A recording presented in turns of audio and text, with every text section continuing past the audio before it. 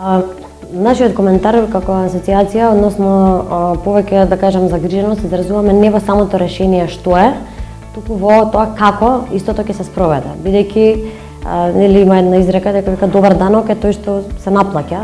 Прашањето е дали ќе се наплаќа и како ќе се наплаќа и што ќе биде ефектот од истото решение ако стапи на сила и се имплементира. Значи ние до сега имавме нели прак до 22 евра не се плаќаше ДДВ, над 22 евра се плаќа ДДВ, а над 90 евра нели царина. А сега со решението по 22 евра, односно да се укине прагот практично, се плаќа ДДВ за секоја една пратка. Пред се загриженоста е во тоа дека ние не знаеме како тоа е испланирано да се имплементира, затоа што моменталниот процес на да се стави товар на граѓанинот, на купувачот, да треба да ја води, да кажем, увозната постапка, да треба да се бави со администрација, за нарачувате нешто онлайн од 500 денари, да треба сето тоа да го изводите за да платите 18% на таа нарачка.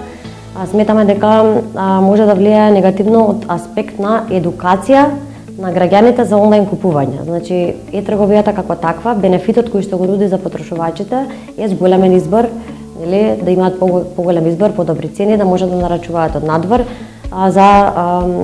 за домашните компании, значи нели зголемена конкуренција. Меѓутоа со ова решение, бидејќи нашите купувачи гледаме како се движиме, нели, со колку расте бројот на онлайн купувачи. Сега имаме значителен раст оваа година. Ние за да ја стигнеме Европа треба многу да растеме, многу години со двоцифрени бројки. Тоа значи дека нашите онлайн купувачи, ако нарачуваат од надвор и купуваат повеќе, ќе се научат да прават онлайн нарачки, да плаќаат онлайн и потоа повеќе ќе купуваат и од домашните трговци.